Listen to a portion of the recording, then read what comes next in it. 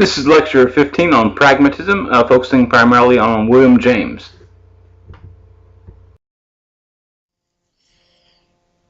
One of the primary things that you need to be aware of with pragmatists is that they are the natural evolution of what we saw taking place with Jeremy Bentham and John Stuart Mill with utilitarians. In other words, if we were to begin with a utilitarian philosophy and logically follow it to its conclusion, it would move toward the philosophies of Charles Sanders Peirce and William James as pragmatists. We began to see with Bentham and Mill that there was less interest in metaphysics or abstract thinking as a way toward absolute or ultimate truth.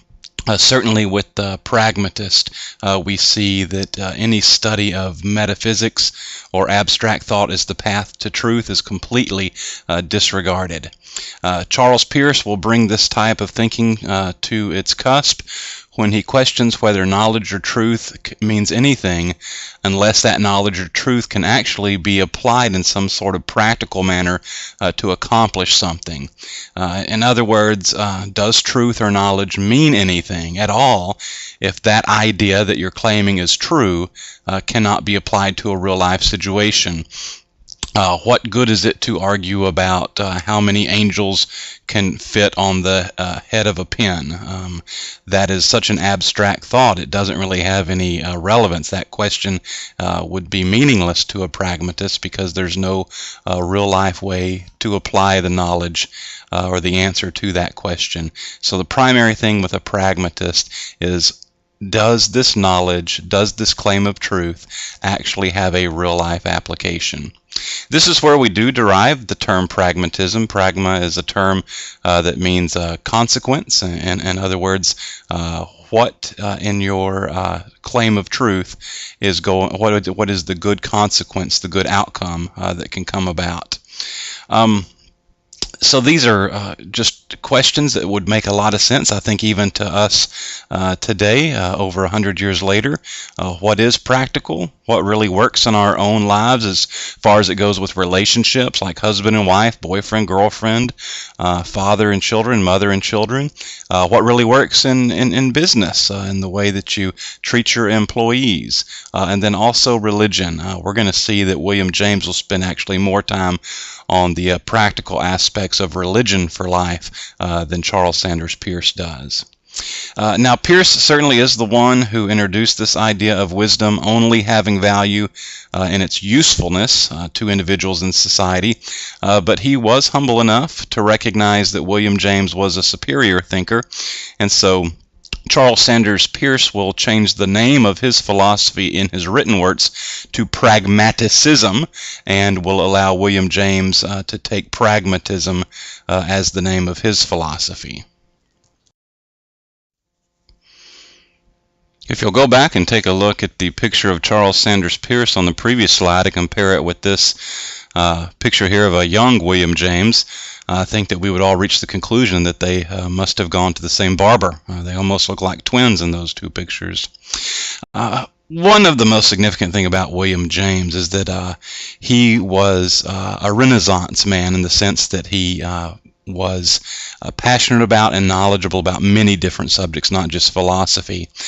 He is our philosopher that is most well known for coupling philosophy with psychology, and what William James has done has continued to influence philosophy to this very day, in the sense that most philosophies today do have a psychological element. Prior to James, we have seen throughout this semester that there was a conviction that philosophy was objective and that subjective experiences should not influence our view of truth and knowledge.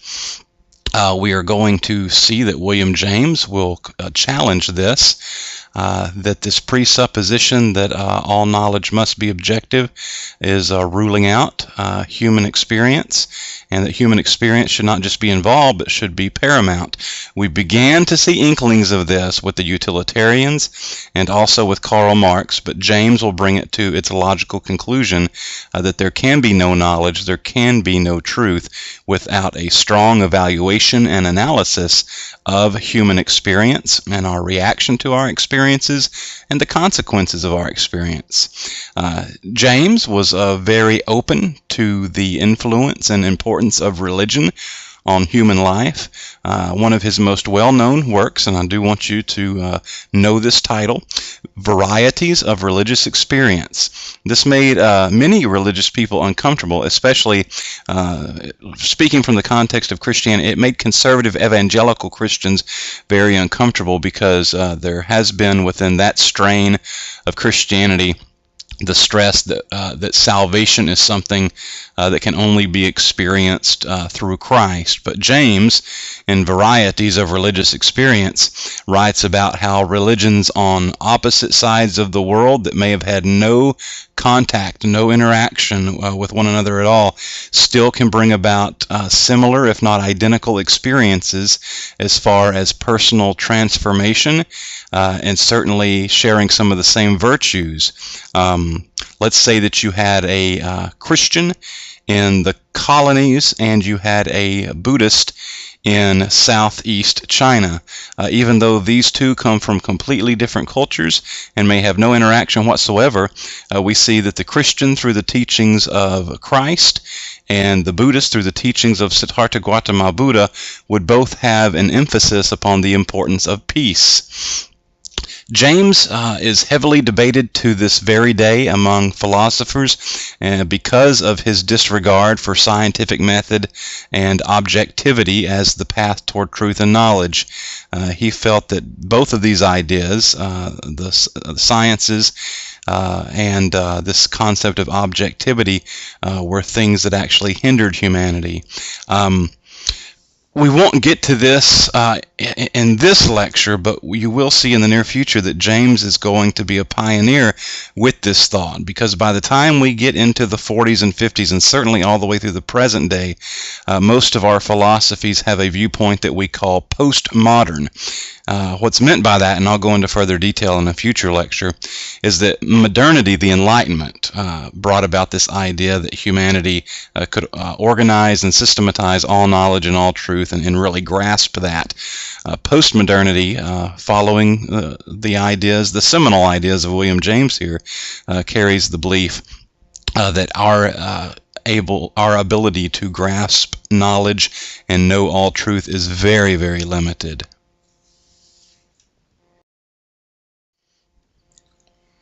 Because pragmatism as a philosophy and way of life does unfold from the utilitarianism of Bentham and Mill, it is important that we all be able to differentiate between the two because they do have some similarities. The most important question that we must address is what differentiates William James as a pragmatist from the utilitarians that we studied earlier in the semester, and that is the purpose of this final slide on this lecture. Please remember that Bentham and Mill, especially Jeremy Bentham, felt that with their utilitarian philosophy that they could propose some sort of objective system that would allow us to analyze actions and behaviors and see their consequences and thus build up a systematic philosophy that could explain not only human behavior, but could explain the consequences that behavior would have upon society. So this is utilitarianism, the belief that through the study of social sciences we can create a better society. Now, William James, as a pragmatist, well, he scoffed at this naivete. James thought that any system that would try to explain human behavior and interactions was a futile attempt to remedy the ills of society. So instead of trying to organize a system, instead of trying to have some sort of formula that explains human behavior and how it hurts or helps human society, James, instead, as a pragmatist, says that we are wasting our time when we try to build the formula or system. Instead, we just need to deal with the basic questions that can be answered: what works and what doesn't work. James has no use for any sort of system, utilitarian system, that proposes a cure for the social ills in a particular culture. Again, going back to pragmatist disdain for abstract thinking, we can see here a quote that is very much something that would be the pledge of the pragmatist. Metaphysics and ontology be damned, they are useless toys for the elite. In other words, if you really have time to be in your metaphorical ivory tower because you don't have to work, and you have time to just sit around and think about all of these abstract ideas about truth and knowledge, then you're really not in touch with real life and with real people and with real problems, and hopefully real solutions that could better society. Again, not as an organized system or a formula, but simply in every single situation asking these basic questions: what works in life, what works in society, what doesn't work in life or society. I do want to give you a little bit more of a challenging bonus question for your 10 extra points on the quiz here. This will not be as easy as the other questions, but I think with just a little bit of work you'll be able to find the answer. William James had a brother who was a very well-known novelist, Henry James, and in 1898 Henry James had published a novella, which is a short novel, which is one of our earliest examples of sort of a supernatural horror story, a supernatural ghost story. If you can find out the name of that novella that was again published in 1898, and you can email me the title of that book, then you will get your 10 extra points. Now, this has been lecture number 15. I plan on probably Saturday or Sunday getting lecture 16 posted, and that will leave our last week for me to get lectures 17 and 18, and also over the weekend I'll get your very last reading quiz for the semester posted. We are nearing the finish line of the semester, so please let me know if you have any questions. Oh, and please you all have a happy Thanksgiving, although I realize by the time you're listening to this you've probably already had your Thanksgiving.